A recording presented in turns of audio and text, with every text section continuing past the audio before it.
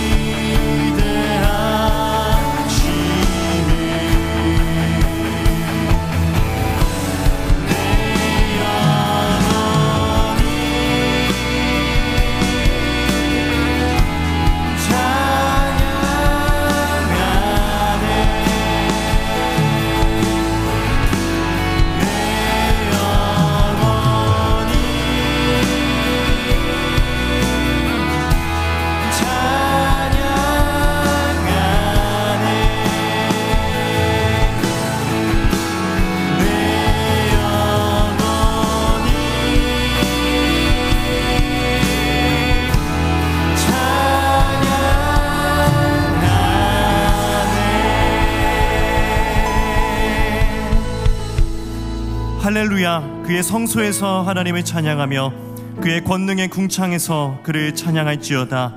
그의 능하신 행동을 찬양하며 그의 지극히 위대하심을 따라 찬양할지어다. 호흡이 있는 자마다 여호와를 찬양할지어다. 할렐루야. 아멘. 오늘도 우리를 예배의 자리로 인도하신 하나님 아버지, 2024년 마지막 주일도 하나님을 찬양하게 하시니 감사합니다. 언제나 어디서나 시편 기자의 고백과 같이 하나님의 하나님 되심을 찬양하며 살아가게 하옵소서. 이 시간 예수 그리스도의 이름을 힘입어 하나님을 찬양하오니 하나님 홀로 영광받아 주시옵소서. 이 모든 것 예수님의 이름으로 기도합니다. 아멘. 주님이 제자들에게 가르쳐 주신 주기도문을 공동체의 고백으로 올려드리겠습니다. 하늘에 계신 우리 아버지여, 이름이 거룩히 여김을 받으시오며 나라가 임하시오며 뜻이 하늘에서 이루어진 것 같이 땅에서도 이루어지이다. 오늘 우리에게 일용할 양식을 주시옵고 우리가 우리에게 죄 지은 자를 사하여 준 것 같이 우리 죄를 사하여 주시옵고 우리를 시험에 들게 하지 마시옵고 다만 악에서 구하시옵소서. 나라와 권세와 영광이 아버지께 영원히 있사옵나이다. 아멘.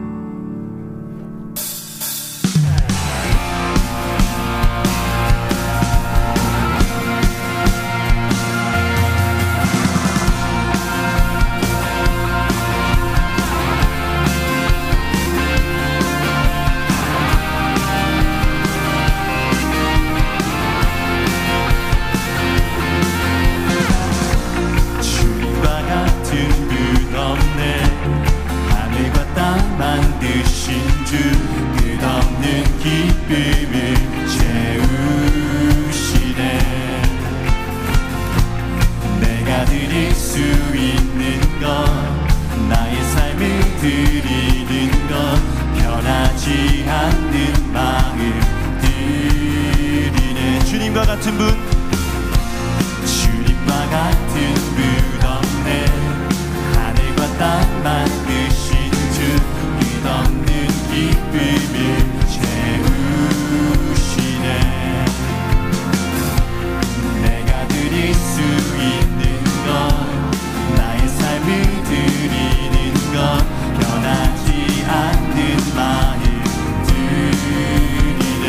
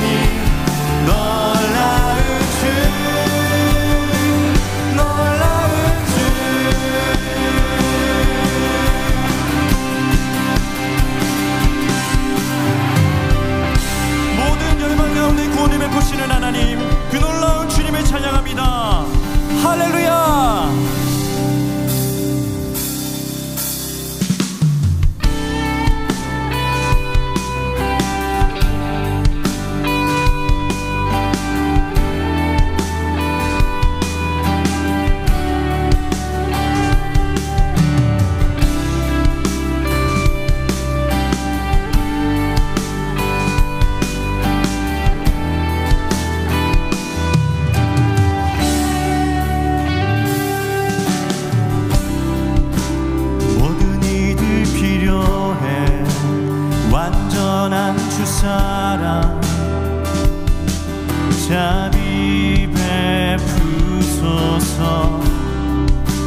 모든 이들 필요해 구세주의 온유함 열방의 소망.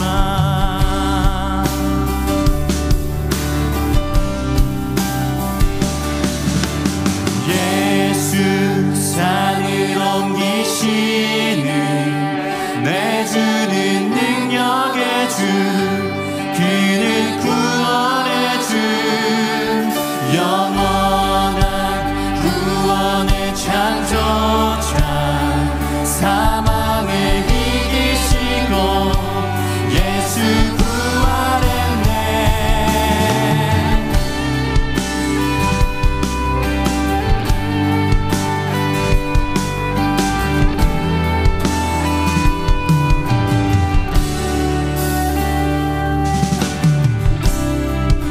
내 실패와 두려움 주 받아주소서.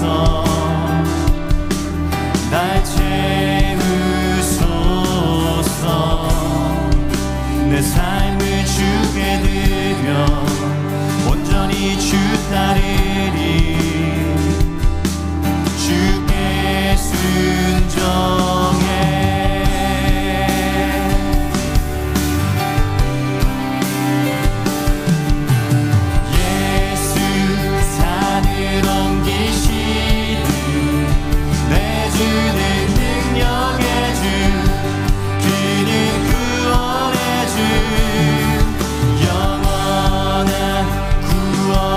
창조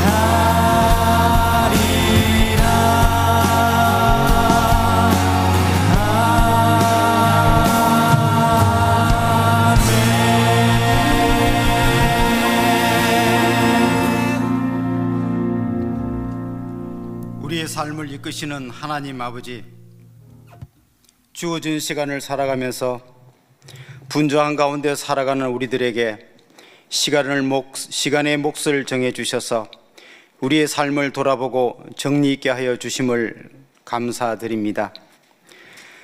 2024년 한 해를 지나며 주님께서 베풀어 주시는 은혜를 누리며 살아왔음을 감사드립니다. 살아가기가 팍팍하고 힘들다 불평하였지만 우리가 살아왔던 시간은 여전히 감사함이 가득하였습니다.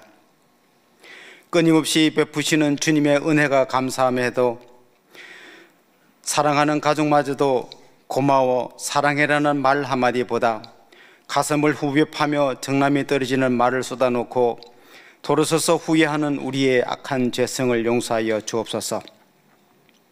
주님의 그 사랑, 받은 은혜에 감사하며 주님께 기쁨이 되는 삶을 살아가도록 우리의 마음과 입술을 지켜 주옵소서. 주님, 주어주신 한 해를 보내며 새로운 한 해를 맞이할 준비를 하면서 주님 앞에 간절히 기도드립니다. 우리의 심령을 지켜주셔서 온전히 주님 앞에 예배드리게 하옵소서. 시와 찬미와 신령한 노래로 드리는 예배가 되고 전심을 다하여 온전히 주님만을 바라보며 드리는 예배를 허락하여 주옵소서. 우리의 모든 것을 드리는 예배가 되고 주님께 큰 기쁨이 되고 주님의 영광을 드러내는 예배가 되게 하옵소서. 예배 드리는 이 시간도 우리의 마음을 누르는 무거운 짐들이 있습니다. 건강의 문제, 경제적인 어려움, 관계의 문제, 자녀의 문제, 진로의 문제 등 참으로 다양한 문제들이 좀처럼 우리의 곁을 떠나지 않습니다. 내 생각이 너희 생각과 다르며 내 길은 너희 길과 다름이라 말씀하신 주님, 주님의 계획과 길을 우리는 좀처럼 이해하지 못하고 그저 내 앞에 처해진 상황 속에 갈팡질팡하고 있습니다.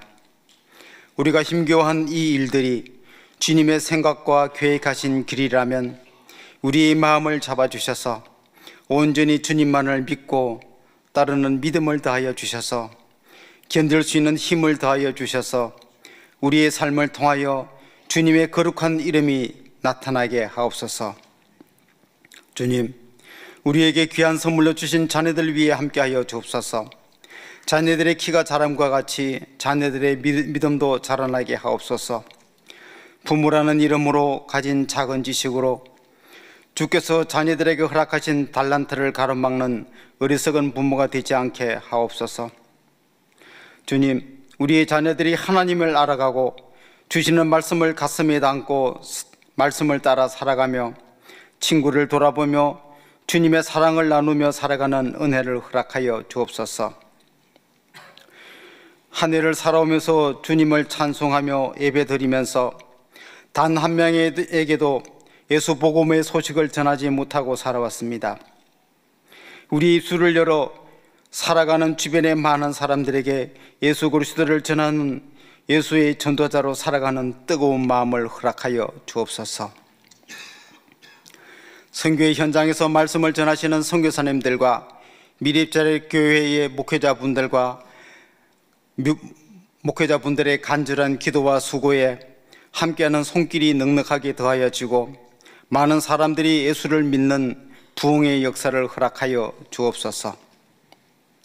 예배당 이곳저곳에서 예배를 위하여 수고하시는 봉사자들의 수고를 기억하여 주셔서 저들의 삶 속에도 감사함이 가득하게 하옵소서. 주님, 정명호 담임 목사님과 함께 하시는 교육자분들이 함께하여 주옵소서. 하나님을 향한 간절함과 성령의 뜨거운 마음을 허락하여 주옵시고 육신의 강건함을 허락하여 주옵소서. 주님 앞에 드리는 기도의 제목마다 열매 맺는 기쁨을 맛보게 하옵소서. 함께 찬양드리는 찬양팀의 찬양이 주님께 기쁨이 되고 찬양드리는 우리들의 삶 속에도 감사가 넘치게 하옵소서. 감사드리며 예수님의 이름으로 기도드렸습니다. 아멘.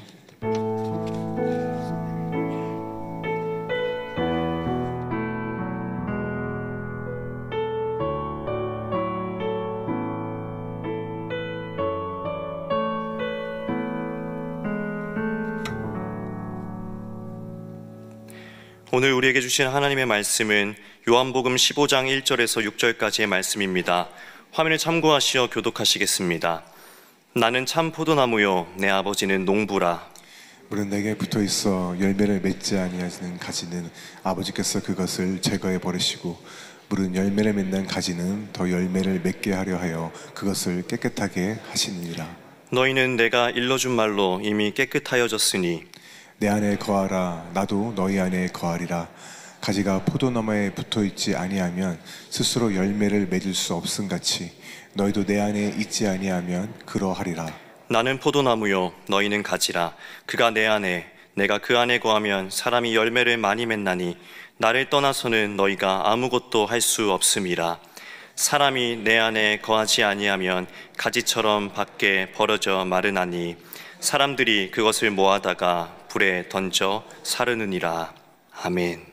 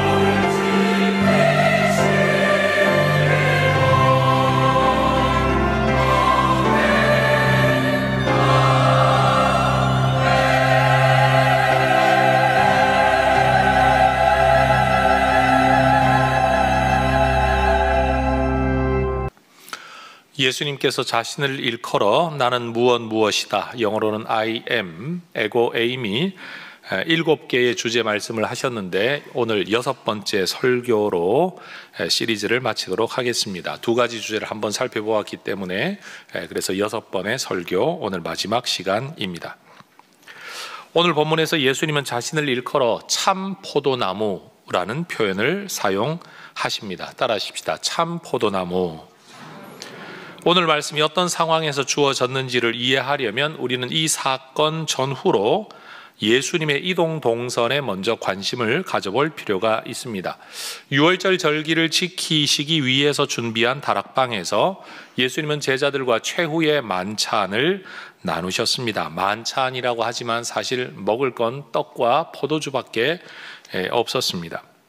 예수님께서는 그 자리에서 제자들의 발을 씻어 주셨습니다. 그리고는 깊은 심령의 괴로움 안에서 제자 중 하나가 자기를 팔아 넘길 것도 예언하셨고 베드로가 예수님을 3번이나 부인할 것도 예언하셨습니다. 그리고 그 식사 자리에서 지난주 살펴보았던 말씀, 나는 길이요 진리요 생명이다 라는 말씀도 나누셨었습니다. 그리고는 예수님께서 14장 31절을 보면 일어나라 여기를 떠나자라고 그 만찬 자리를 떠나시게 되었다라고 14장이 마무리를 짓습니다. 그리고 어딘가에서 15장, 16장, 17장의 말씀을 하시고 18장 1절을 딱 시작하면 거기도 또 이런 구절이 나옵니다. 제자들과 함께 기드론 시내 건너편으로 나가셨다. 거기에 한 동산이 있었다. 이 동산이 어떤 동산일까요? 우리가 잘 알고 있는 바로 겟세마네 동산. 예수님이 땀을 피처럼 흘리시고 그리고 붙잡히셨던 바로 그 동산입니다. 그러면 오늘 15장 1절이 기록하고 있는 이 말씀, 나는 참 포도나무요 내 아버지는 농부다 라고 말씀하신 이 내용, 이 15장의 말씀, 16장 17장의 말씀은 예수님께서 어디에서 하셨을까요? 어떤 계기로 갑자기 예수님이 포도나무라는 말씀을 하시게 된 걸까요? 이게 우리의 질문입니다. 성경에서는 이 말씀을 하실 때 예수님이 어느 장소에 계셨는지를 구체적으로 기록하고 있지는 않습니다. 그런데 학자들은 여기에 궁금함이 굉장히 많죠. 그래서 연구를 했습니다. 보여드리는 지도에서 보시는 바와 같이 예수님께서 최후의 만찬을 나누셨던 장소, 아주 명확한 그 장소에서 겟세마네 동산이라고 일컬어지는 곳으로 이동을 하셨다고 한다면 분명 예수님의 동선은 성전을 지나쳤을 것이다 라고 모든 학자들이 이야기를 합니다. 그러면서 성경에서 말하고 있는 바 바로 이 15장, 16장, 17장의 말씀은 아마 예수님께서 성전을 중심으로 한 어떤 장소에서 이 말씀을 하셨다라고 이해를 합니다. 그런데 더 놀라운 건 예루살렘 성전 내부로 들어가는 문은 전체가 금으로 도금되어 있다고 합니다. 그런데 그게 그냥 평면의 문이 아니라 거기에는 사람 키 정도 되는 포도송이가 매달려 있는 포도나무 문양, 사람 키 정도 되는 포도나무 문양이 조각되어 있었다고 합니다. 그러니 예수님께서 성전을 지나치시면서 또는 성전에 들어가시면서 이 말씀을 하셨을 때 예수님은 분명 성전 문에 이 포도나무 문양을 제자들과 함께 보셨을 거라는 거죠. 이건 성경적 기록이 아닙니다. 학자들의 추측입니다. 바로 그 자리에서 예수님께서 나는 포도나무다라는 말씀을 하셨다는 거죠. 예수님께서 자신을 포도나무라고 일컫는 이 말씀은 뜬금없이 예수님이 지어낸 말씀이 아닙니다.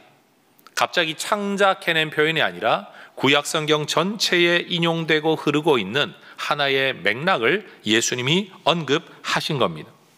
구약성경에는 이스라엘을 포도원으로 그리고 하나님을 농부로 비유한 말씀이 굉장히 많이 나옵니다. 하나님의 백성들을 일컬어 포도원이라고 말씀을 하시고 특별히 이사야 5장 7절의 말씀을 보면 그 나무, 포도나무는 누구냐? 유다 사람이다 라고 직접 계시하셨습니다. 결국 여러분 하나님은 우리를 나무로 삼으셨고 우리가 모여있는 공동체를 포도원, 포도밭으로 보고 계시다는 겁니다. 그러면 우리는 이런 이해가 가능하죠. 따라하십시다. 사람 나무, 삶의 열매.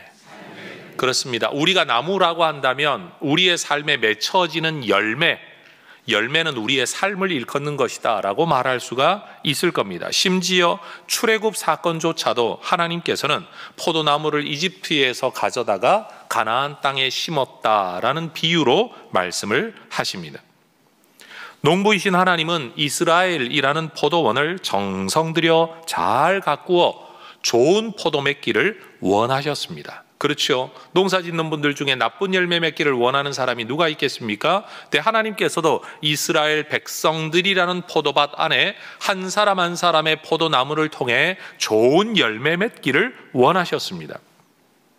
이스라엘 사람들이 하나님의 백성으로 선택받았다라는 의식을 우리가 선민의식이라고 부르죠. 그런데 그들이 하나님의 백성으로 택함 받은 것은 그들만 택함 받고 나머지는 버림받았다는 뜻이 아닙니다. 하나님은 그들을 택하셨는데 그들만 택하신 게 아니라 그들을 먼저 택하셔서 그들을 통해 세상 모든 사람들이 복을 누리게 되도록 택하시기 위한 선택의 순서에 있어서의 먼저이지 유일한 선택이 아니라는 사실입니다. 그래서 이사야 49장 6절이 말하는 것처럼 한번 따라 하십시다. 나의 구원을 땅 끝까지 이르게. 이 목적을 위해 이방의 빛으로 이스라엘을 부르셨다라는 겁니다. 그러니 유대인들이 가지고 있는 선민의식이 양날의 검과 같이 위험합니다. 제대로 된 인식을 가지게 된다면 하나님이 우리를 택하셔서 해야 될 사명이 뭔가를 깨닫게 되지만 잘못 깨닫게 되면 나는 택함 받았고 너는 버림받았어. 나는 무슨 짓을 하든지 나는 구원받는 하나님의 백성이야 라는 잘못된 생각을 가질 수 있다라는 겁니다. 이스라엘이라는 포도원의 풍요로움은 하나님께서 이스라엘만 복주시려고 하는 게 아니라 이스라엘의 풍요함을 통하여 이방을 복되게 하시기 위한 하나님의 계획과 의도였다는 겁니다. 오늘 우리도 마찬가지입니다. 하나님이 나를 택하셨어 라는 이 말씀을 우리는 주의해야 됩니다. 유대인들의 잘못된 생각처럼 여러분 그렇게 흘러가면 안 됩니다. 나만 택하시고 너는 버림받았다가 아니라 나를 먼저 택하시고 부르셔서 너를 택하시고 부르시려고 일하고 계시다. 여러분 이 소명에는 사명이 따라 있다는 사실을 꼭 기억하셔야 됩니다. 바로 이러한 이해 속에서 우리는 이 포도원에 대한 비유가 이방의 빛으로 이스라엘을 선택했다는 비유가 여러분 아브라함의 언약과 연결되어 있다는 것을 또한 알아야 합니다. 창세기 12장에 하나님께서 아브라함에게 하셨던 말씀이 있죠. 내가 너로 큰 민족을 이루고 너에게 복을 주어 내 이름을 창대하게 하겠다. 여러분 이 말씀은 아브라함이 받아 누릴 복이 맞습니다. 그러나 그 이후에 하나님의 말씀이 뭡니까? 땅의 모든 족속이 너로 말미암아 복을 얻게 하리라. 여러분 이것이 하나님의 원대한 계획입니다. 하나님은 아브라함이 하나님의 복을 받아 누리기를 원하셨습니다. 실제로 복을 주셨습니다. 그리고 그 복이 거기에 머무는 게 아니라 그의 후손들에게만 내려가는 게 아니라 그를 통하여 세상 모든 사람들이 복을 받도록 아브라함을 먼저 부르신 겁니다. 하나님은 아브라함이 하늘의 복을 받아 세상의 복이 되기를 원하셨습니다. 우리 혜성교회가 표어로 삼고 있는 하늘의 복을 받아 세상의 복이 되는 것, blessed to be a blessing. 여러분 이 비전은 아브라함 이야기 성경에서부터 우리가 추출해낸 우리 교회의 방향성, 우리의 사명인 겁니다. 하나님은 12장에서 단 한 번만 아브라함에게 말씀하신 것이 아니라 창세기 13장에 넘어가 보면 이 보이는 땅 동서남북을 바라보아라. 15장으로 넘어가 보면 저 하늘의 별들을 네가 한번 바라보아라. 그리고 17장으로 넘어가 보면 이 가나안 땅을 네 눈으로 보는 모든 땅을 주겠다. 몇 번이나 반복적으로 하나님의 이 비전을 그에게 말씀해 주셨습니다. 여러분 하나님의 복을 받아 세상의 복이 되기를 원하는, 먼저 선택받아 다른 사람을 선택하려고 하는 이 하나님의 부르심은 에스겔의 환상과도 또한 연결되어 있습니다. 에스겔서 47장을 보면 거기에 성전 문지방에서부터 물이 흘러나옵니다. 하나님으로부터만 흘러나오는 물, 이건 하나님의 은혜를 상징합니다. 하나님의 구원을 상징합니다. 이 은혜의 물가에, 강가에 나무가 심어져 있습니다. 여러분 이 나무는 그냥 나무가 아닙니다. 사람 나무입니다. 나무들은 이스라엘 백성들을 의미합니다. 그런데 이 나무에서 맺혀지는 잎과 열매가 어떤 역할을 하느냐 하면 만국을 치료하고 살린다고 이야기합니다. 여러분, 하나님의 은혜의 물은 단순히 나만 존재하도록, 나만 살도록, 내 나무만 살게 하는 게 아니라 여러분, 내 인생에서 흘러나오는 삶을 통한 잎과 열매가 만국을 치료하게 살리게 될 것을 우리 하나님이 꿈꾸고 계신 겁니다. 여러분, 이것이 하나님 나라의 비전이에요. 창세기로부터 시작되어져 구약 성경 전체를 꿰뚫고 심지어 요한계시록에까지 이어지는 바로 이 그림이 하나님 나라의 이미지, 하나님이 꿈꾸고 계신 하나님의 계획을 하나의 그림으로, 환상으로 우리에게 보여주신 겁니다. 이스라엘은 하나님에게 속하고 하나님께 순종하는 가운데 하나님이 주시는 은혜와 생명을 풍성하게 받아 누리고 거기서 나오는 은혜를 통하여 또 다른 사람들을 살려야 될 사명을 가진 제사장 나라였습니다. 그런데 문제가 생겼습니다. 이 이스라엘이라는 포도원, 이스라엘 백성이라는 포도나무가 하나님이 기대하는 열매를 제대로 맺지 못한 겁니다. 하나님은 이것을 일컬어 이방 포도나무의 악한 가지가 되었다. 포도나무도 이방 포도나무, 하나님과 단절된 나무, 거기에서 악하고 나쁜 가지라고 이스라엘 백성과 이스라엘 백성 개개인을 말씀하십니다. 주인이신 하나님은 참 종자, 귀한 포도나무를 심고 가꾸어 극상품의 포도가 맺히기를 기대하며 수고로이 일하셨습니다. 그런데 이스라엘이라는 포도나무는 이방 포도나무, 하나님과 단절된 포도나무, 거기에 악한 가지가 되고 말았습니다. 거기에서 맺히는 포도는 어떤 포도냐? 좋은 포도가 아니라 들포도인 겁니다. 성경이 말하고 있는 들포도는 좋은 포도 따로 있고 들포도 따로 있는 품종이 다르다는 의미가 아닙니다. 여기서 말하는 들포도는 나쁜 열매라는 뜻입니다.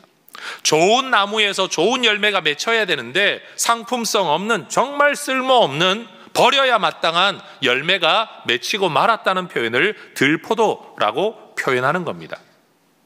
자, 아침에 정신 좀 차리시라고 제가 한번 상호 인사를 이렇게 시키겠습니다. 옆에 분을 눈으로 째려보면서 당신은 좋은 포도입니까? 들포도입니까? 한번 물어보십시다. 예.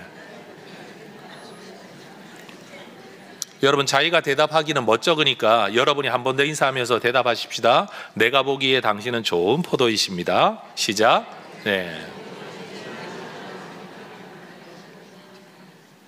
여러분, 하나님께서 이스라엘 백성을 포도원으로 보셨고요, 그 이스라엘 백성 한 사람 한 사람을 포도나무로 보셨어요. 거기서 좋은 포도, 극상품의 포도가 맺히기를 원하셨는데 한 사람 한 사람뿐만 아니라 이스라엘 백성 공동체적으로 보더라도, 이 포도밭을 보더라도 여기서 맺히는 포도가 들포도, 나쁜 포도, 쓸모없는 포도가 되고 만 거예요. 이게 구약의 역사예요. 그래서 이사야 5장 7절의 말씀을 보면 역사적 이스라엘이 하나님의 포도원 역할을 제대로 하지 못했다라는 이 예언의 말씀을 이 포도원, 포도밭, 포도나무의 비유를 들어 말씀하고 계신 거죠. 정의라는 열매가 맺히기를 원했는데 포학이라는 열매가 맺히는 삶을 살아가고 있다라는 겁니다. 그런데 여러분, 놀라운 일이 생겼습니다. 이렇게 실패한 포도원에서 이방의 나쁜 가지, 악한 가지가 되어버린 이 나무에서 한 가지가 나오는데, 여러분, 이 가지는 새싹, 새 나무인데요, 좋은 나무, 참 포도나무예요. 이사야 11장이 언급하는 것처럼 이새의 줄기에서 한 싹이 난다는 말, 여러분, 족보라고 말을 할 수도 있습니다. 그러나 지금 우리는 지금 포도원 이야기를 하고 있으니 그 많은 포도밭의 포도나무 가운데 한 싹이 나왔는데 결실하게 되는 가지가 될 거라는 거죠. 이어지는 11장 10절의 말씀을 보더라도 이새의 뿌리에서 한 싹이 나오는데 만민의 기치, 깃발로 서고 열방이 그에게로 모여드는, 여러분, 올바른 열매를 맺어 만국을 복되게 하는 한 가지가 솟아 나오게 되었다는 겁니다.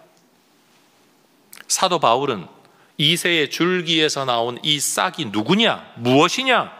갈라디아서 3장 16절에서 한 사람 예수 그리스도를 가리키는 것이다 라고 설명을 해 주었습니다. 여러분, 예수님께서 자신을 참 포도나무다라고 말씀하신 이 표현은 바로 이렇게 구약 성경 전체를 배경으로 하고 있다는 거예요. 하나님은 여전히 농부이십니다. 그러나 이스라엘 백성이 더 이상 포도나무가 아닙니다.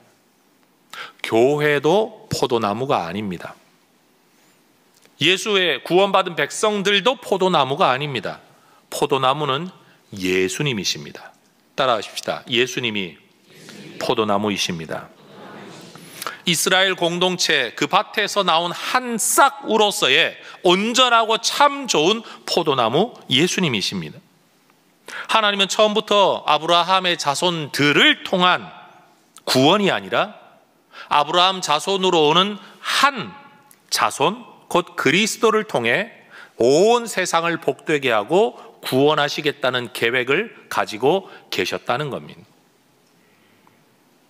이스라엘 자손을 통해 하나님의 백성들이 회복될 거다라는 이 예언의 말씀은 이스라엘 백성들이 회개하고 돌이켜서 구원받게 될 거다는 게 아니라 바로 그 이스라엘 백성의 후손으로 오신 예수 그리스도께서 하나님의 아들이신 그분이 우리를 구원하실 것에 대한 예언이었다라는 겁니다. 그러니 여러분, 구약 성경 따로 있고 신약 성경 따로 있는 게 아닙니다. 구약 몰라도 되고 신약만 알아야 된다, 이것도 아닙니다. 여러분, 하나님께서 얼마나 오랜 시간 동안 인간 세상 속에 한 목표, 한 계획을 가지고 일해 오셨는가를 우리는 깨달아 알아야만 하는 겁니다. 바로 이 에고에이미 시리즈를 설교한 이유도 바로 그겁니다. 표면적으로 그냥 예수님이 포도나무다라고 말씀하신 것만 우리가 받아들여도 충분합니다만 그 배경 속에 있는 성경적 이야기들을 우리가 제대로 이해할 때 예수님의 말씀의 깊이를 더 올바로 알게 되는 거죠. 예수님이 이 땅에 오신 새 포도나무가 되셨습니다. 이전의 농사 방법대로, 이전의 삶의 방법대로 살지 않으셨습니다. 옛날에 구약 성경을 보면 거기에는 구원을 받기 위한 어떤 율법의 존수를 이야기하고 있고 종교 문화와 시스템 안에서 살아가는 것을 이야기하고 있지만 예수님은 그런 방법으로 우리에게 구원을 주지 않으십니다. 오히려 자기 자신을 희생제물로, 대속의 제물로 십자가에 내어 주십니다. 그리고 스스로가 부활을 하십니다. 우리가 이 포도나무에 속하게 되는 방법은 뭐냐면 바로 그분의 죽음이 내 죽음이라는 사실을, 그분의 부활이 내 부활이라는 사실을 믿음으로써 우리는 예수님께 붙게 되죠. 속하게 되죠. 구원을 얻게 된다라는 겁니다. 오늘 읽었던 요한복음 15장 4절에서 6절의 말씀을 보면 여러분, 포도나무의 가지가 살아있어 열매를 맺으려면, 다시 열매 맺을 만큼 살아있으려면 나무에 잘 붙어 있어야 됩니다.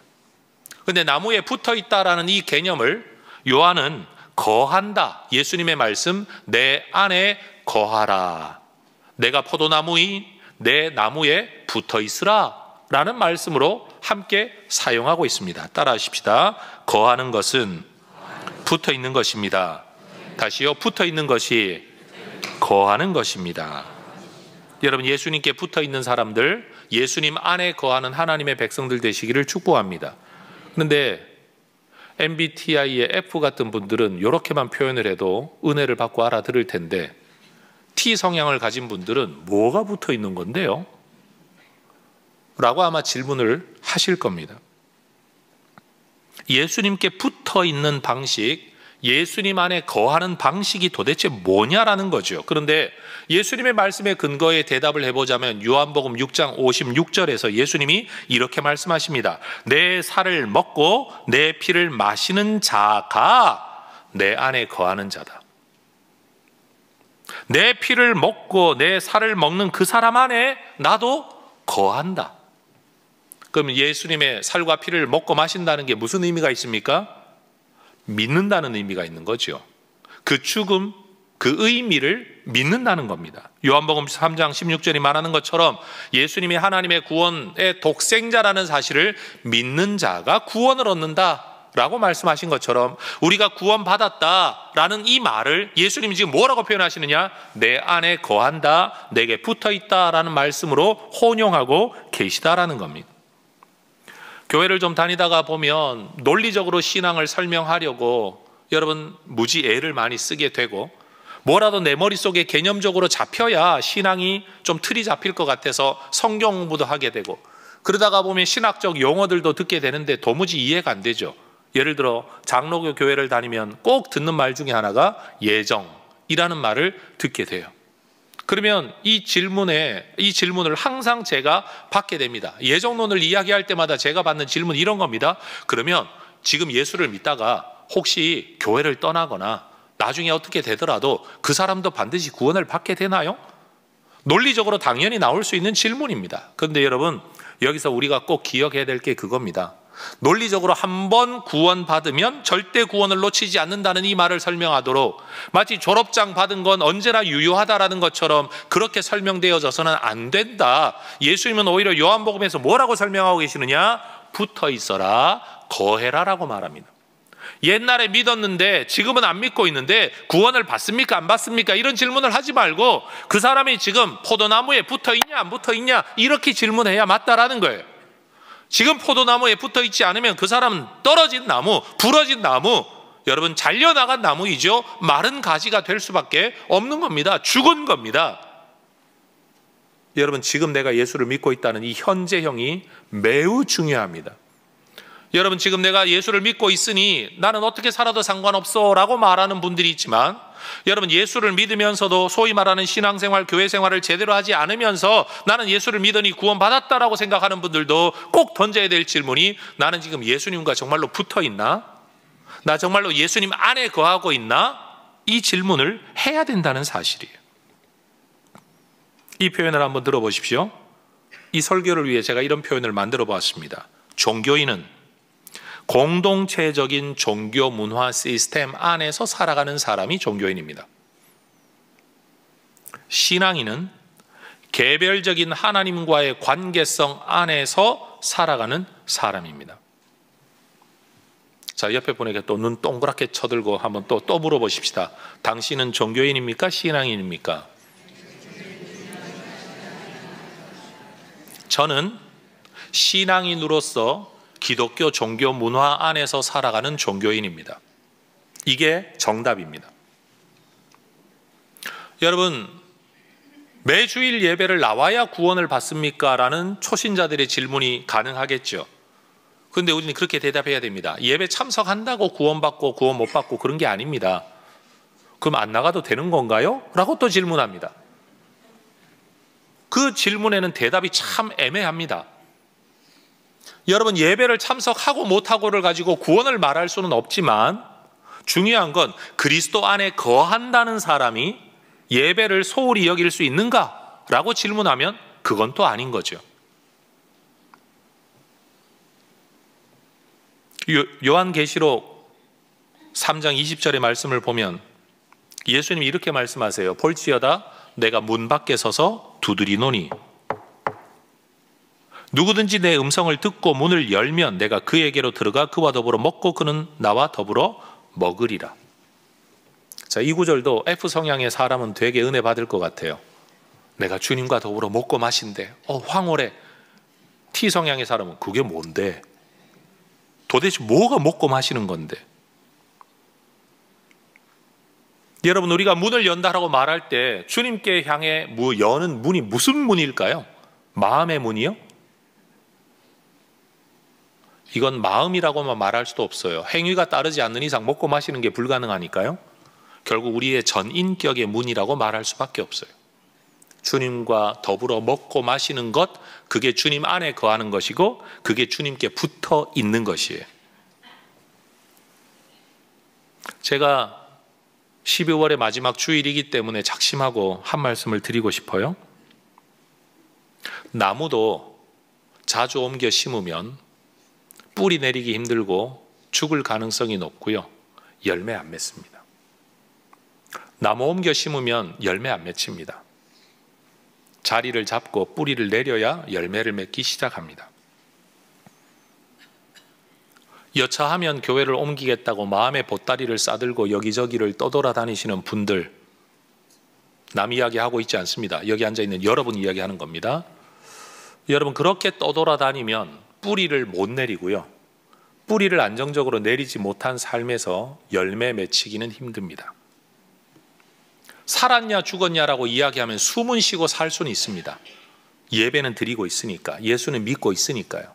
그런데 삶의 열매, 나무인 나의 존재에서 맺혀지는 삶의 열매를 질문했을 때 과연 우리에게 열매가 있느냐?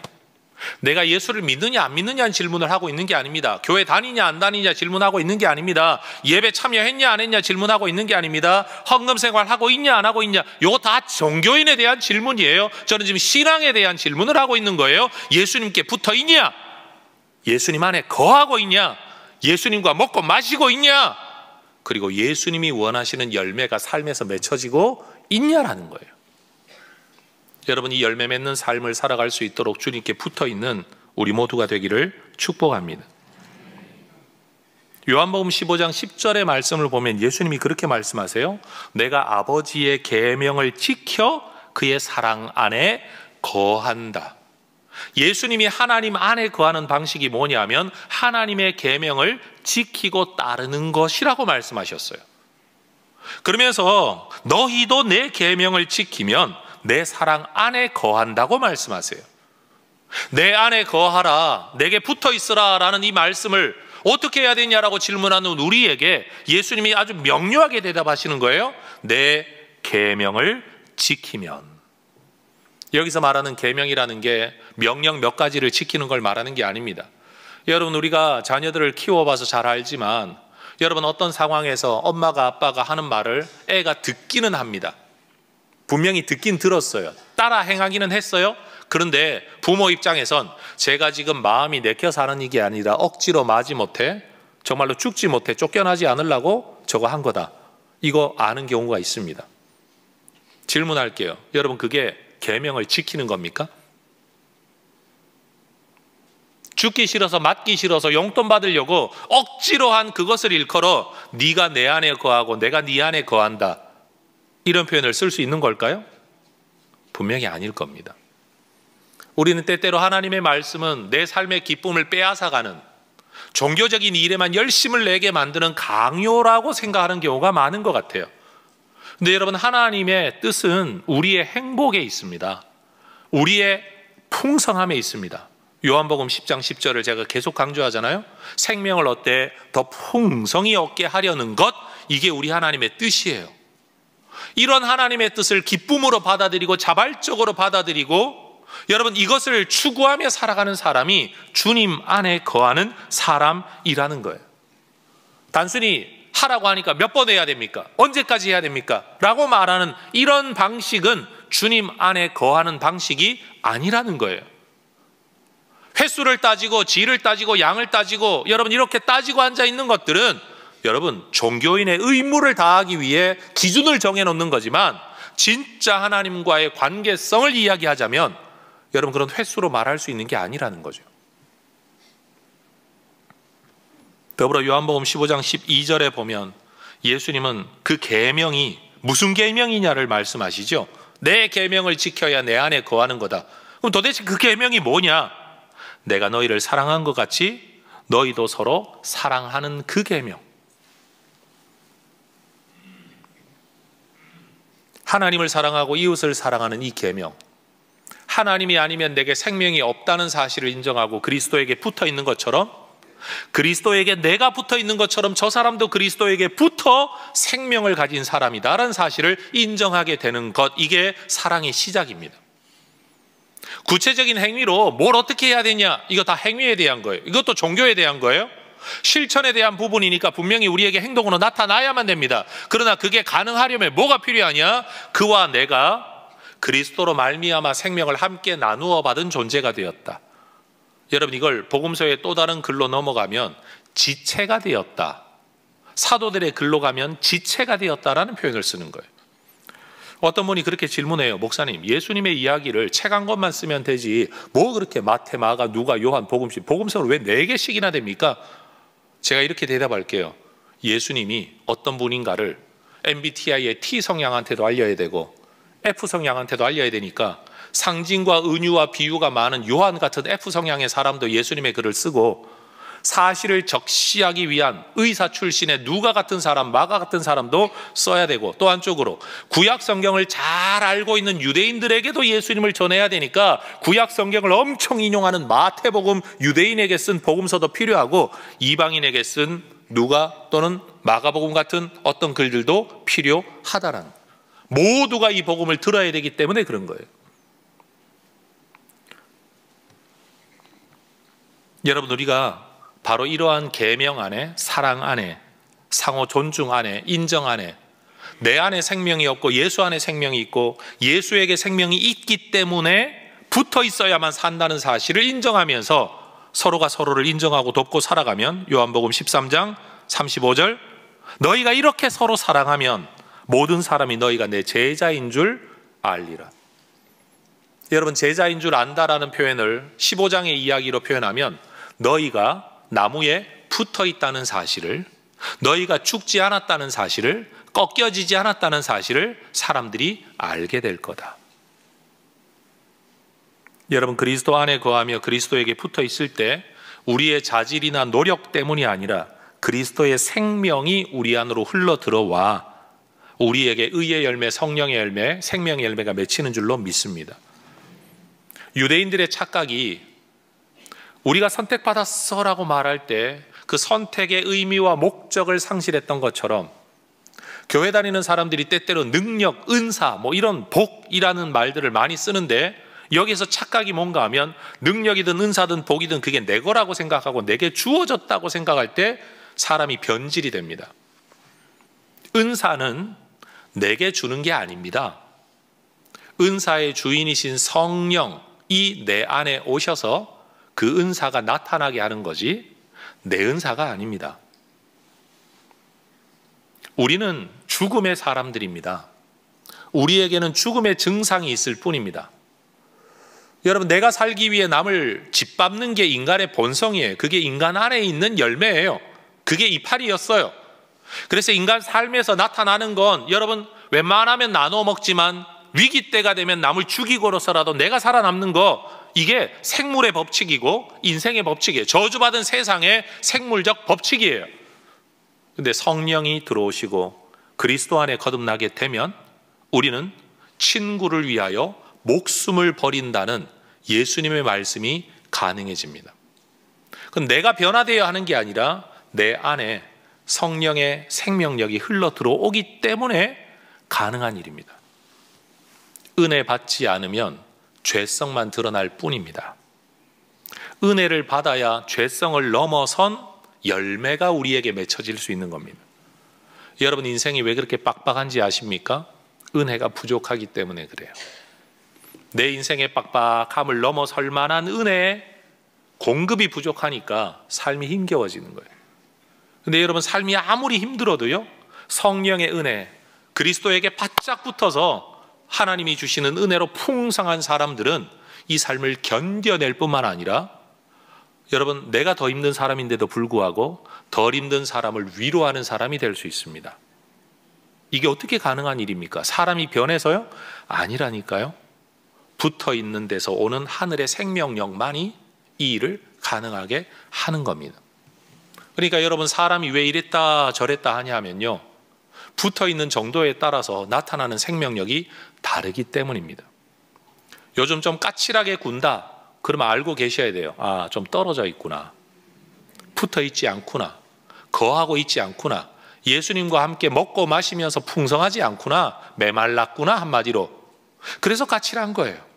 근데 까칠했던 사람이 어느 날 너무 그냥 웃으면서 친절하게 하면, 인간이 뭐 저렇게 앞뒤가 다르냐? 이렇게 욕할 게 아니라, 은혜 좀 받았구나.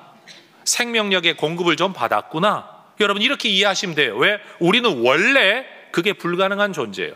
사람이 이랬다 저랬다 하는 게 아니라 원래 불가능해요.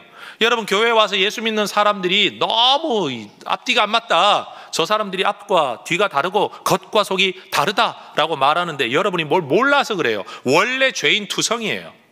원래 다 병자들이고 환자들이에요.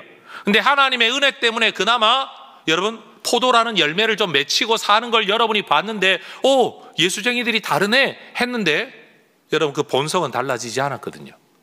여러분 뭘 몰라서 그러시는 거예요. 여러분 다 환자. 나는 상환자. 고참 환자예요.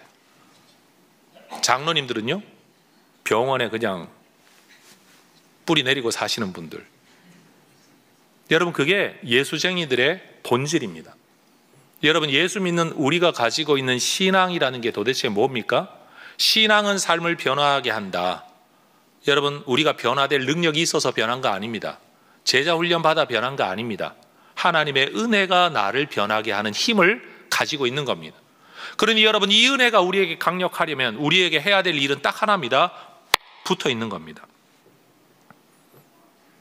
갈라디아서 5장 4절의 말씀을 보면 하나님의 백성들도 하나님께 붙어 있어 살아야 되는데, 율법을 지키는 자기의 힘으로 뭔가를 이루어 보고 도달해 보려고 하다가 결국 은혜로부터 떨어지고 아무것도 못 되는 사람이 되고 말았습니다. 실패의 역사입니다.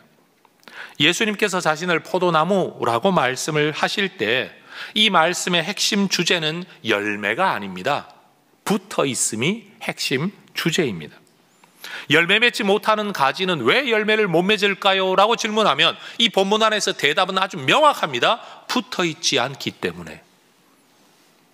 그 가지가 뭘 해서 열매를 맺는 게 아니라 가지는 본질적으로 붙어 있기만 하면 열매 맺게 되어 있다는 거예요. 내 인생에 왜 열매가 없을까요? 교회를 다니면서 신앙생활을 하면서 왜 내 삶은 이렇게 팍팍할까요? 나는 왜 그리스도인다운 하나님의 사람의 열매가 없을까요? 하나입니다. 붙어 있지 않아서 그렇습니다. 기껏해야 주일 예배 한번 잠깐 왔다가 돌아가고 일주일 내내 살면서 다른 생각을 하면서 살고 있다면 여러분, 그게 어떻게 그리스도와 붙어 있다는 말을 하겠냐고요. 다시 말하건대 주일 예배 참석하는 건 종교적인 행위이기는 하지만 그것이 우리의 신앙을 완전히 책임지지는 않아요. 밥을 먹어도, 삶을 살아도, 심지어 한숨을 쉬고 탄식할 때도 주님 생각하고 주님과 함께 탄식하고 주님과 함께 밥을 먹고 주님과 함께 직장 생활하며 하루하루를 보내는 이 사람이 그리스도에게 붙어 있는 사람이에요. 가지에게는 생명의 근원이 없습니다.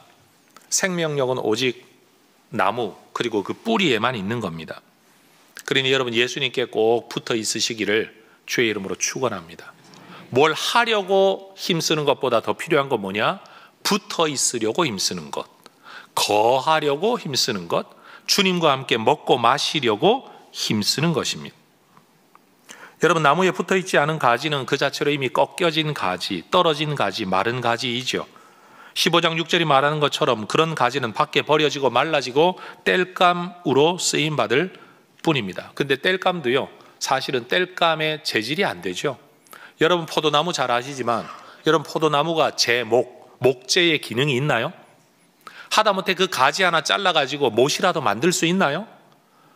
아무짝에도 쓸모없는 게 포도나무입니다. 포도가 맺히지 않는 한 포도나무는 쓸모가 없는 겁니다. 불에 던져 사르느니라 라는 말은 여러분, 땔감으로 쓴다는 뜻도 아니에요. 그냥 쓸모없으니까 던져놓으면 쓰레기가 되니까 여러분 그냥 불태워 없애버리겠다는 뜻이에요. 우리의 존재가 그러합니다. 주님 안에 붙어 있지 않으면 우리에게서 나오는 말과 행위라는 건 결국 죄의 증상을 드러내는, 냄새나는 죄의 것들 외에는 우리 안에 없습니다. 여러분, 생명을 얻으려면 생명이 있는 곳에 붙어 있어야 됩니다. 복을 받으려면 복 주시는 분에게 붙어 있어야 됩니다. 그래서 혜성교회 교인들 이거 모르면 다 간첩이라고 말하는, 제가 항상 하는 말이 있죠. 운을 뗄 테니까 뒷 문장을 완성하십시오. 복을 받으려면, 지금 웅얼거리는 분은 혜성교회 교인 아닌 거예요. 진짜 혜성교회는 이 문장을 다 알아요. 복을 받으려면 복받을 자리에서 복받을 짓을 해야 돼요. 복받을 자리가 어디입니까? 예수에게 붙어 있는 겁니다. 있어야 할 자리에, 있어야 할 자리에. 그리고 복받을 일이 뭡니까? 주님이 기뻐하시는 그 자리에서 주님이 기뻐하시는 그 일, 먹고 마시는 그 일을 해야 되는 거예요. 여러분, 어디가 사는 자리인지 죽는 자리인지는 분별해야 되지 않겠습니까? 어떻게 예수 믿어야 진짜 구원을 얻게 되고, 어떻게 예수 믿어야 진짜 하늘의 복을 누리게 되고, 어떻게 예수 믿는 게 주님과 동행하는 것인지는 알아야 되지 않겠습니까? 근데 여러분, 오늘날 교회 한번 갔다 왔으면 됐다, 1년에 한 번만 가도 된다, 나는 예수 믿는다, 여러분 이 모양 저 모양으로 자기 논리에 빠져 있는 분들, 여러분 그 모든 이야기 앞에서 예수님은 딱 한마디 하십니다. 너 내 안에 거하고 있니? 너 나에게 붙어 있니? 나를 향해 너의 삶의 모든 것들을 다 열어젖히고 나와 함께 먹고 마시고 있느냐? 이게 우리 예수님의 질문입니다. 여러분, 신앙생활은 다른 게 아닙니다. 주님과 함께 먹고 마시며 살아가는 것입니다. 여러분, 새해에는 더 많은 누림과 교제가 주님과 함께 있어지기를 축복합니다. 그리스도 안에 거하시고, 그리스도와 교제하시고, 그리스도의 영의 충만함을 받으시고, 그리스도의 말씀에 순종하시고, 그리스도의 길을 따르시면서, 여러분 저는 지금 종교적인 열심을 내라고 지금 말하고 있는 게 아닙니다. 주님 안에서 주님과 함께 주님의 삶을 공유하면서 여러분 이것을 기쁨과 행복으로 여기는 하나님의 사람들 되실 수 있기를 축복합니다. 우리는 하늘의 복을 받아 세상의 복이 되어야 할 사람들. 여러분, 이건 하나님이 아브라함의 후손인 유대 백성들에게, 선민들에게 주셨던 약속, 에스겔의 환상, 이사야의 예언, 심지어 요한계시록에까지 이르는 우리 하나님의 뜻입니다. 여러분, 우리 모두가 이 삶을 멋지게 살아낼 수 있기를 축복합니다. 여러분, 정말로 붙어 있으십시오. 붙었다 떨어졌다 자꾸 그러지 말고 제발 좀 꼭 좀 붙어 계십시오.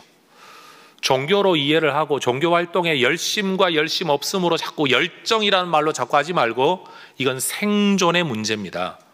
주님께 꼭 붙어 사시기를 축복합니다. 옆에 분에게 인사하십시다. 주님께 꼭 붙어 있으십시다.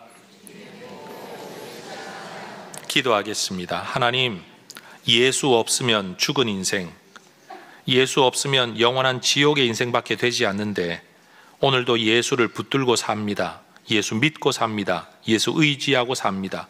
한 번 믿으면 하나님 믿었다 하는 게 아니라 그렇게 붙어서 계속 유지되어지는 현재적 믿음, 현재적 관계를 유지하는 이 신앙생활 잘 지켜가는 하나님의 백성들 되게 하시고, 그렇게 주님 안에서 살아갈 때 성령 하나님께서 우리 안에 행하시는 일들이 나타나 원래 내 것이 아닌데도 내 삶에서 성령의 열매가 맺어지는, 만국을 치료하고 살리는 잎과 열매가 맺히는 복된 인생들이 되게 하옵소서. 예수님 이름으로 기도합니다. 아멘. 자리에서 일어나 찬양하며 봉헌하겠습니다.